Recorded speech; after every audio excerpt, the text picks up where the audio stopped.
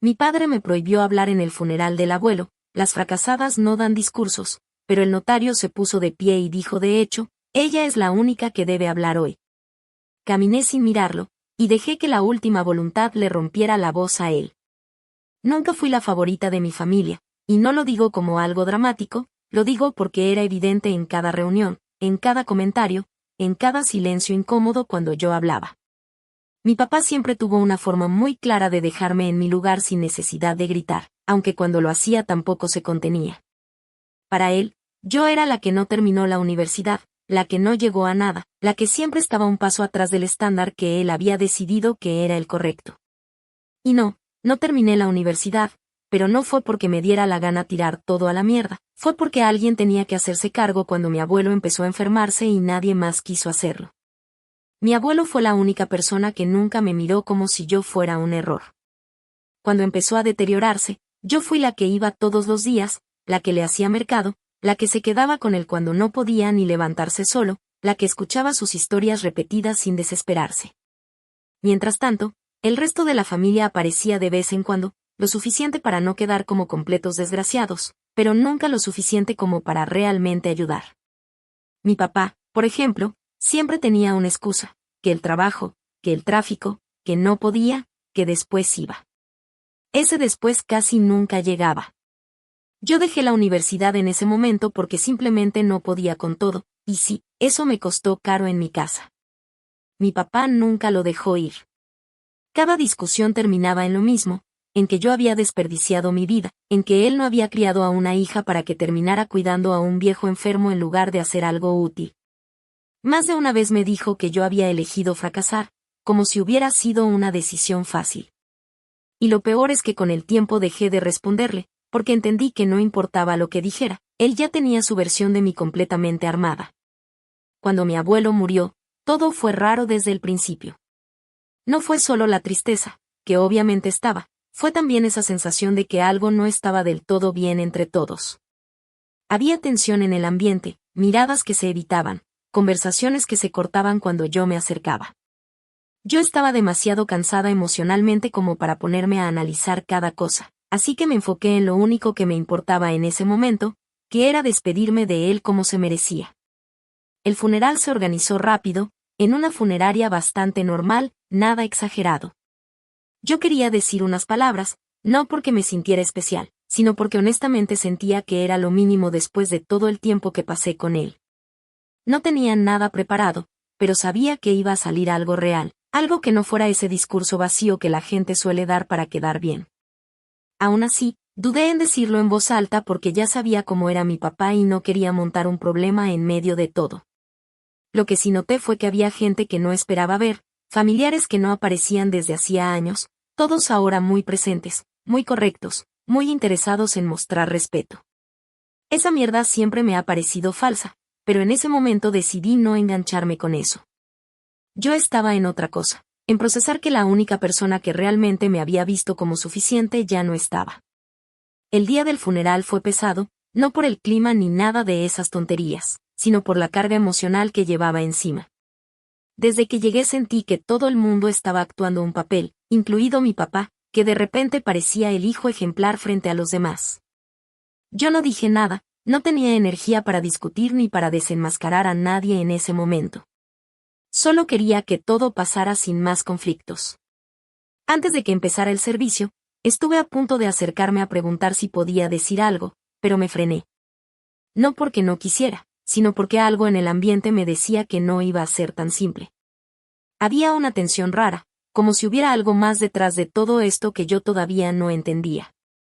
Y honestamente, en ese momento pensé que lo mejor era no hacer ruido, no llamar la atención y simplemente estar ahí. Ahora que todo pasó, me doy cuenta de que ese fue el menor de los problemas. Porque lo que ocurrió después no tuvo nada que ver con un funeral tranquilo ni con una despedida normal. Todo lo que venía acumulándose durante años explotó ahí, frente a todo el mundo, de una forma que ni siquiera yo habría imaginado.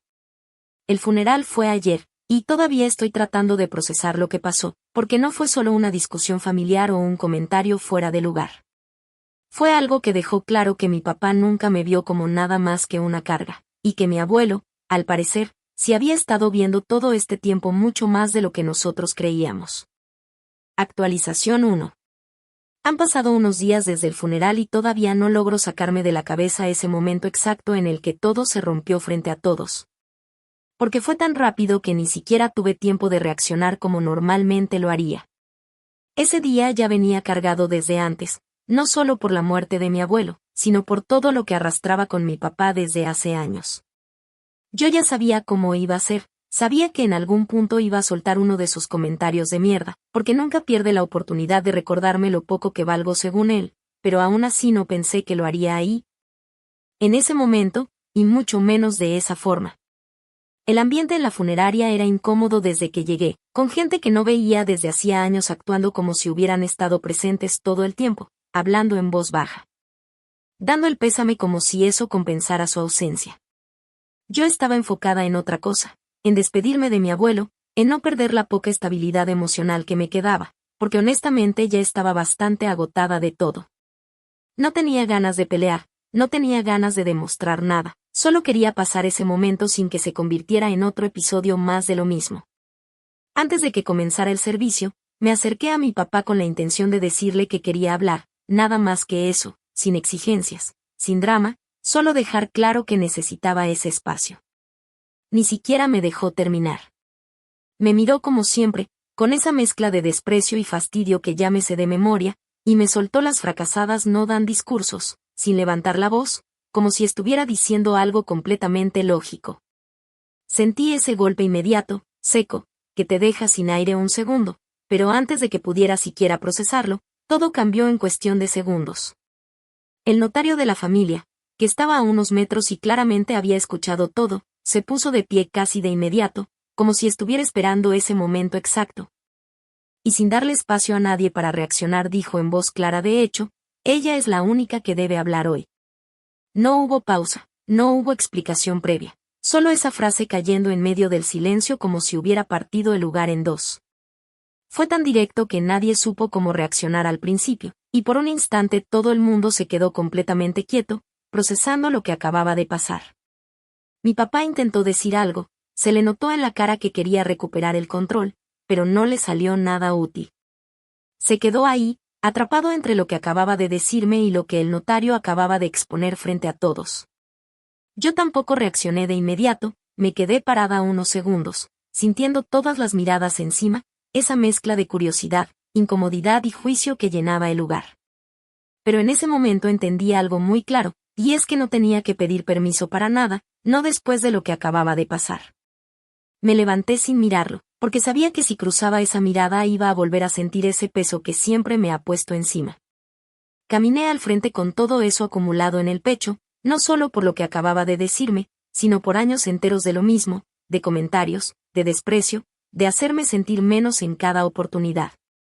Cuando empecé a hablar, la voz me salió temblando, pero no era debilidad, era todo lo que llevaba guardado buscando salir de alguna forma. No hice un discurso bonito ni intenté quedar bien con nadie. Hablé de mi abuelo como realmente fue conmigo, de cómo me escuchaba cuando nadie más lo hacía, de cómo nunca me trató como un error ni como una carga. Hablé de las cosas simples que compartíamos, de lo que significó para mí en un momento en el que todo lo demás parecía estar en mi contra. Y en medio de eso, sin señalar directamente, dejé caer varias verdades que eran imposibles de ignorar, sobre lo fácil que es aparecer cuando ya todo está hecho. Sobre lo conveniente que es fingir cariño cuando ya no hay consecuencias. No levanté la voz ni hice un espectáculo, pero cada palabra llevaba todo lo que me había estado tragando durante años. Y lo más fuerte no fue lo que dije, fue el silencio que quedó después. Nadie reaccionó de inmediato, nadie aplaudió por compromiso ni dijo nada para romper la tensión. Fue un silencio pesado, incómodo, de esos que dejan claro que algo cambió y que ya no se puede fingir como antes. Volví a mi asiento sin buscar a nadie con la mirada, pero sentí la de mi papá clavada en mí, distinta a como siempre había sido. No dijo nada, no hizo ningún comentario, y eso fue lo que más me sorprendió, porque por primera vez no tenía una respuesta lista, no tenía una forma de hacerme sentir pequeña en ese momento. Se quedó callado, y ese silencio decía más que cualquier cosa que pudiera haber dicho. Yo pensé que eso había sido lo más fuerte que iba a pasar ese día, que ya no había nada que pudiera superar ese momento. Pensé que todo lo demás sería simplemente terminar el servicio y lidiar después con las consecuencias normales de una familia que nunca ha sabido funcionar bien. Pero lo que no sabía en ese momento era que mi abuelo no solo había visto todo durante años, sino que había dejado algo preparado para que, por una vez, mi papá no pudiera controlar la historia. Y lo que vino después hizo que ese instante pareciera apenas el comienzo de todo. Actualización 2. Pasaron unos días después del funeral y pensé que lo más difícil ya había pasado. En mi cabeza, el momento en el que mi papá intentó humillarme frente a todos y terminó quedando en silencio había sido el punto más alto de toda esa tensión. Creí que después de eso simplemente vendrían los comentarios de la familia, las miradas incómodas y las típicas discusiones que aparecen cuando una familia tiene demasiadas cosas sin resolver. Pero estaba equivocada, porque apenas estábamos entrando en la parte que realmente iba a cambiar la forma en la que todos nos veíamos. La lectura del testamento estaba programada para unos días después. Mi abuelo había dejado todo organizado antes de morir, y aunque yo sabía que había documentos pendientes, jamás imaginé que ese momento iba a convertirse en otra bomba dentro de la familia. De hecho, yo ni siquiera estaba pensando en la herencia. Suena extraño decirlo, pero en ese momento lo último que me importaba era recibir algo. Yo todavía estaba procesando que él ya no estaba, que no iba a volver a llamarme para preguntarme cómo estaba, que no iba a volver a contarme las mismas historias que ya me sabía de memoria. Cuando llegamos al lugar donde se iba a hacer la lectura, la tensión era evidente. Mi papá estaba diferente, mucho más serio que de costumbre. Después del funeral casi no me había hablado, pero tampoco había dejado de buscar cualquier oportunidad para hacerme sentir que todo lo que había pasado era culpa mía. No me dijo directamente nada, pero sus gestos y la forma en la que me miraba dejaban claro que estaba molesto. Para él, yo había tomado un lugar que no me correspondía, y creo que eso era lo que más le dolía. Durante años había tenido la idea de que él era la persona más importante de la familia, el que tenía la última palabra, el que decidía que estaba bien y que estaba mal. Ver que mi abuelo había confiado en mí y no en él parecía algo que no podía aceptar. Y aunque yo no había hecho nada para provocar eso, podía sentir que me estaba culpando por algo que no estaba bajo mi control.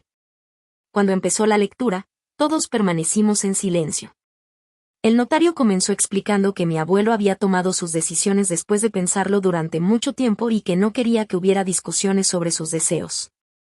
Desde ese momento supe que algo importante venía, porque si mi abuelo había dejado esa aclaración era porque probablemente sabía cómo iban a reaccionar algunos. Primero se mencionaron algunas pertenencias personales, cosas con valor sentimental que fueron repartidas entre diferentes familiares. Fotografías, objetos que para él tenían significado y recuerdos de toda una vida. Hasta ese punto nadie dijo nada, porque todo parecía normal. Pero después llegó el momento de hablar de la casa y de sus bienes principales. Cuando escuché mi nombre, pensé que había un error.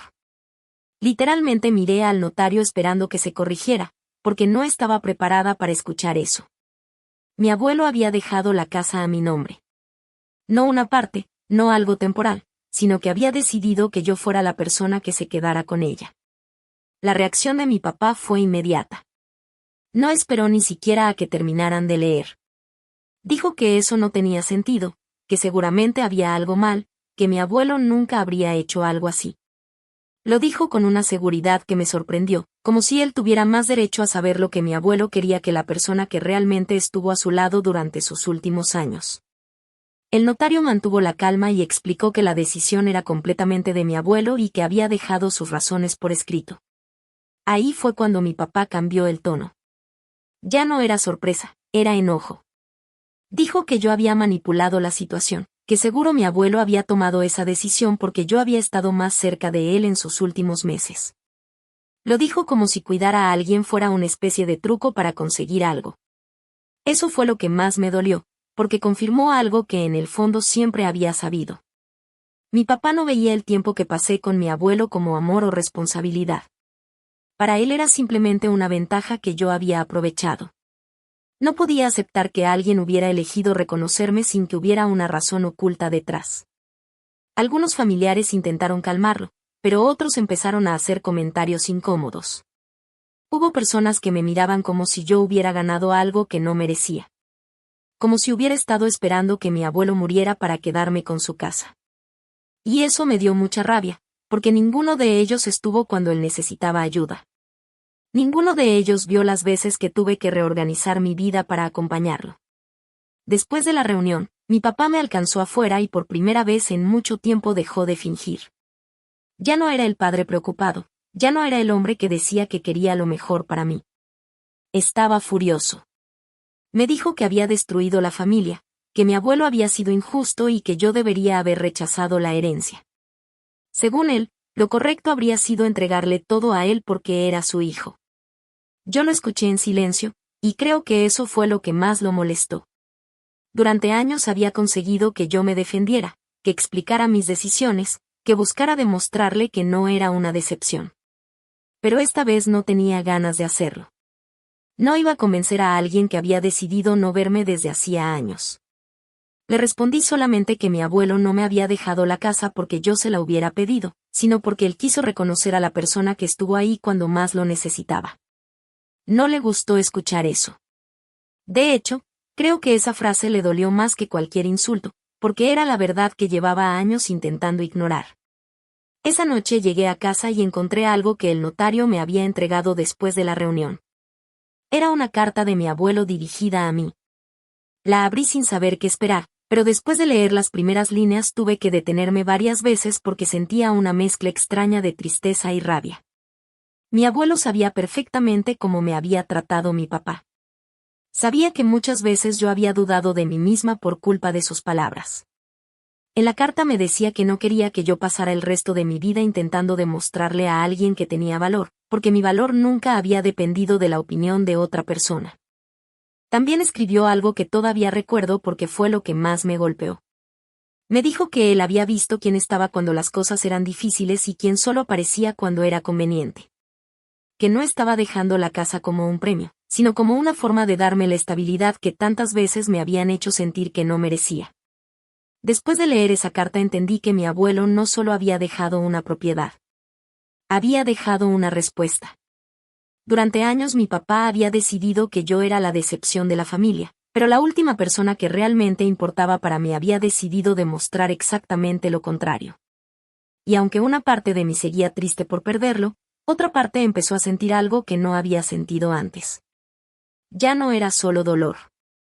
Era cansancio.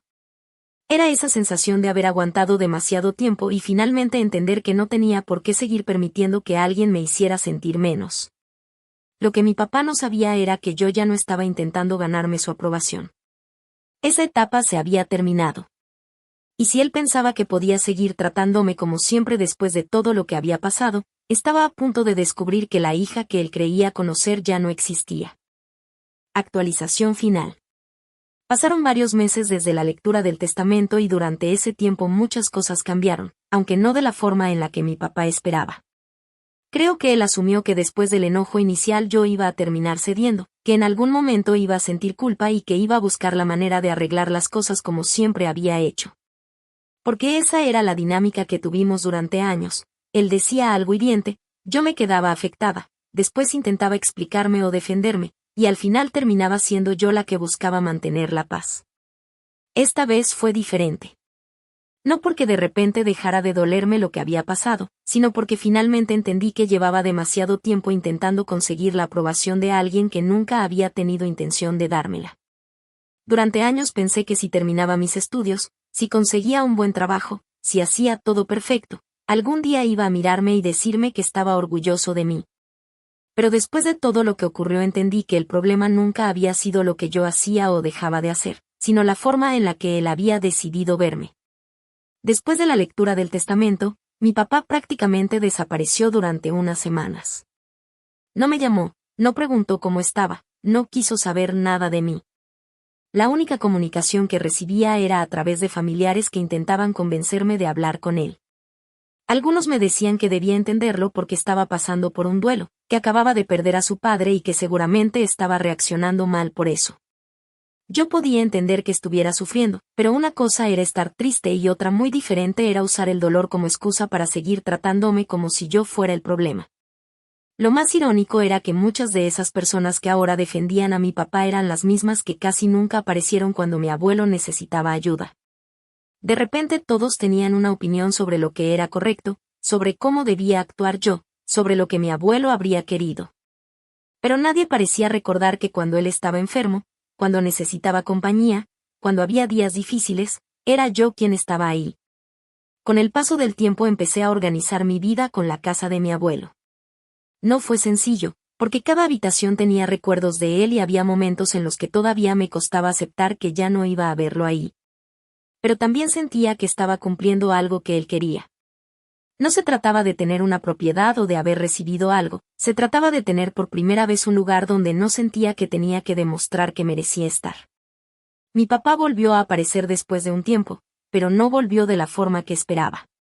No llegó para disculparse, no llegó para reconocer lo que había hecho, ni siquiera llegó para hablar realmente de nuestra relación. Llegó intentando actuar como si nada hubiera pasado. Empezó con mensajes pequeños, preguntando cómo estaba, comentando cosas normales, como si el funeral, sus palabras y todo lo que ocurrió después fueran simplemente un mal momento que ambos debíamos olvidar. Al principio pensé que tal vez realmente estaba intentando acercarse.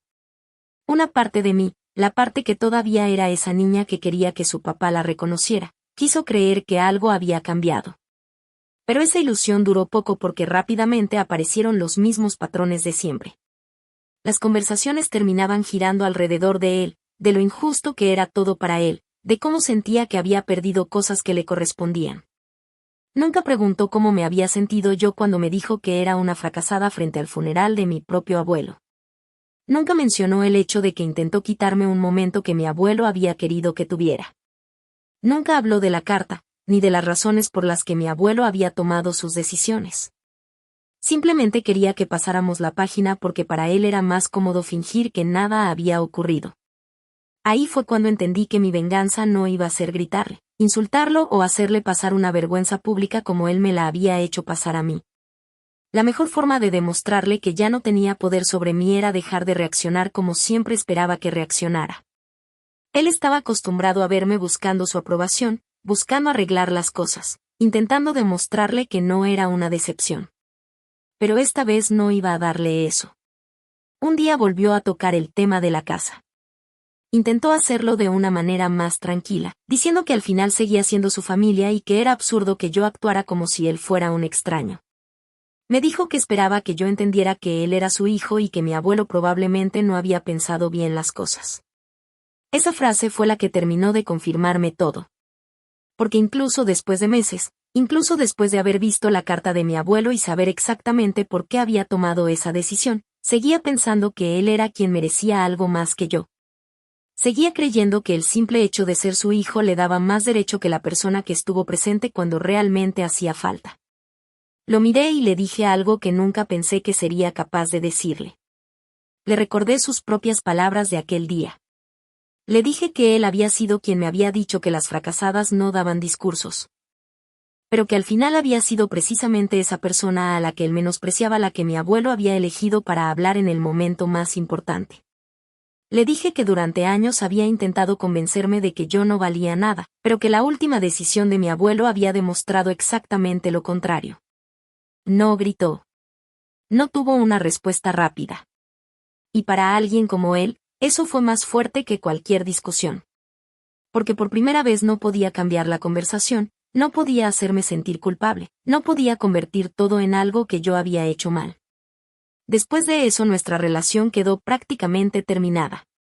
No porque yo quisiera castigar a mi papá, sino porque entendí que no podía seguir esperando una versión de él que probablemente nunca iba a existir.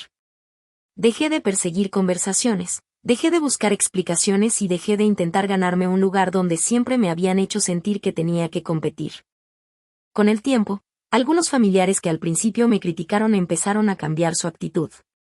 Algunos reconocieron que habían juzgado sin saber toda la historia, otros simplemente dejaron de hablar del tema porque entendieron que no podían defender lo indefendible.